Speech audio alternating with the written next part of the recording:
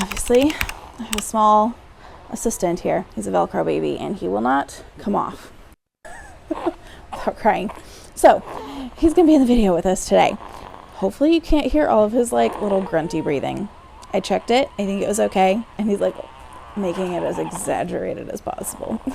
Have you ever noticed your energy levels completely crash at certain times of the month, making it impossible to focus on work? Today we'll exploring why this happens and what you can do about it. Welcome back to the Mom Desk Club. My name is Laurel, and today we are diving into something that impacts all of us mamas, but especially work from home moms, our menstrual cycle. But first, let's talk about the 4 phases of your cycle and how they can affect your overall well-being. When your period starts, that is always marked as day 1 in your cycle, so keep that in mind as we break down the month. The first day of your period is the start of your cycle. The first phase in your cycle is called the menstrual phase. This is days 1 through 7, and it is period time. Your body is resetting and a little mad that you aren't pregnant.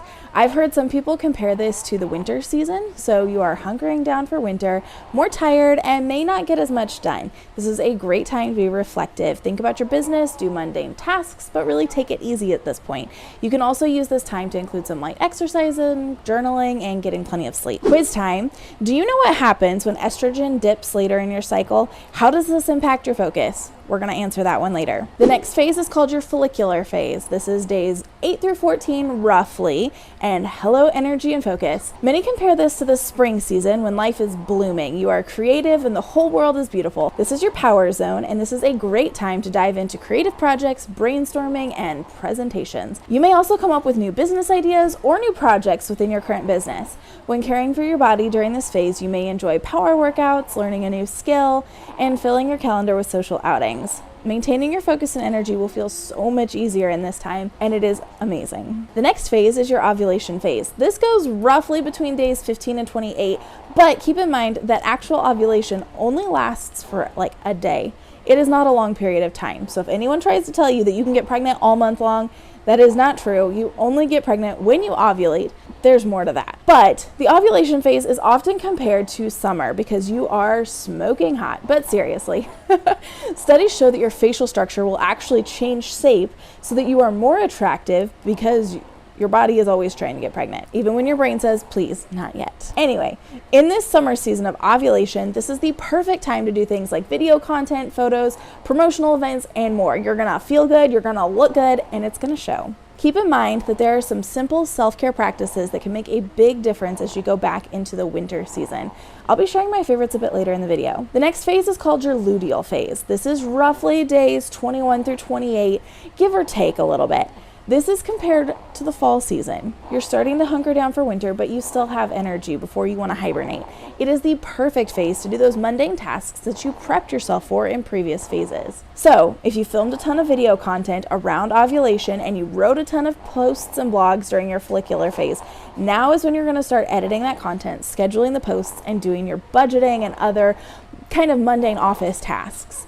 Essentially, this is your nesting season. As you close out this season, you may start to experience some hormone fluctuations. So now we want to figure out how you can work with your hormones.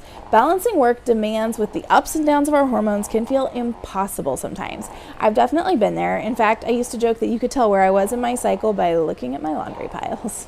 And I can't tell you how many times I've tried to start big projects during my menstrual phase, and I can't tell you how many times I've tried to start big projects during my menstrual phase, and I always end up staring at my screen blankly, trying to work and finding it impossible to be creative. So the big question is, what if we reframed this and worked with our cycles instead of against them? We're going to be exploring some practical strategies to help you achieve just that. The first thing is to take some time to get really familiar with your cycle and how it works. You can keep a journal, mark how you're feeling through the month, and even use a period tracker app. I've used the iPeriod app, and it even allows you to pause for when you're pregnant, because that happens a lot for me.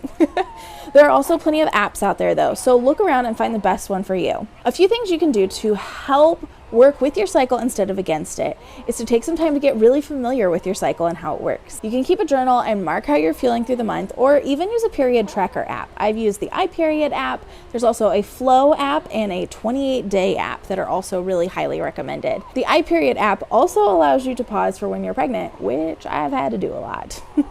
There are plenty of apps out there though, so look around and find the best one for you. As you start to get familiar with your cycle, you may even narrow down to exact days what you're going to feel like, and you can easily prepare with that in mind. It's super bizarre, but I guess it is a cycle on purpose. Here are a few things you can do to work with your cycle. Remember that I said that your estrogen dips? This happens just before the menstruation phase, and everything is low and, well, wintry. But when it dips, it's going to start climbing, and that is when you want to plan your really focused tasks. Your follicular and ovulation phase is the perfect time to slay because your estrogen is going to be back on the rise. You can use your luteal phase to prioritize delegation and use the content that you wrote during your follicular phase to batch posts during your luteal phase. And finally, prioritizing taking care of your body during all the phases is very important. I am so prone to being on it during certain seasons and then thinking, see, I don't need those supplements, I'm doing great. And then my cycle starts again. It hits me like a freight train, and then I remember I really do need my iron, my vitamin D, my postnatal vitamins, and even my beef organ superfoods. Earlier, I promised you my favorite self-care hacks through my cycle. So here are a few things that I make a priority as a work-at-home mom with a crazy schedule. And I realize they sound super simple, but they are so necessary. I make sure that I'm drinking lots of water all through my cycle. Obviously, I'm a breastfeeding mama, so I already need a lot of water, but our bodies just need water to survive anyway. So I stay on top of that all through the month. You can make sure and check out our last video in this series to learn more about drinking water. Also, I make sure that I'm eating really regular meals. It is so easy for me to slip up and forget about breakfast or lunch because I'm either really busy in the mornings or too busy working through my lunch because that's when the kids are asleep. And so I want to try to get a bunch done. And then I realize it's like 2 o'clock and I haven't eaten, and that is a really bad habit. So please don't be me.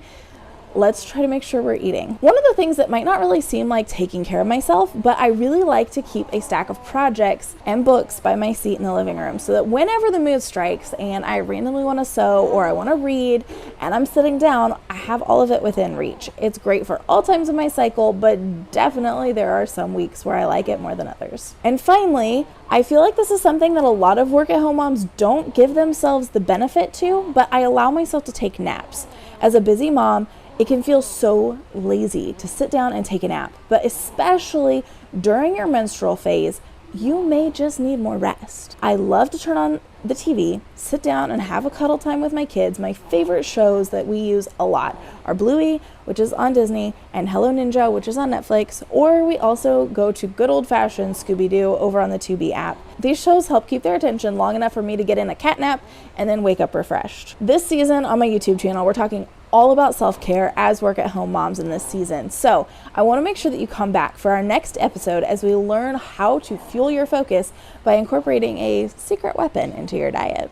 If you want my notes from this video, as well as links to all of my favorite supplements and a graph of the menstrual cycle timeline, you can grab that download down in the description links. These 4 phases of your cycle, menstruation, follicular, ovulation, and the luteal phase, play a huge role in how you feel during the month. They can impact your energy, focus, and your workload. Sometimes it can feel really unfair that we have to deal with this, especially because men are on a 24-hour hormone cycle compared to women's 28-day cycle, which is super bizarre when you kind of figure that out and realize how different we really are. But as women, we get to learn how these phases of our cycle enrich our lives. By learning to work with your hormones and not against them, you can make a huge impact in your work-life balance and use it to help you find more peace in your life. You can't make everything in life cater to your cycle, obviously, but as a mompreneur, you have a lot more control over your schedule than you realize, so use it wisely. And because I can't close without mentioning, if you are experiencing really painful cramps or heavy periods or anything that just doesn't seem quite normal, it's okay to talk to a health professional, or specifically like a holistic provider who considers your whole body to help you find answers. It's okay to say something is a little out of whack and work with somebody to help find a little bit of balance. Painful periods should not be the norm. All right, mama, you've got this. I look forward to seeing you next time.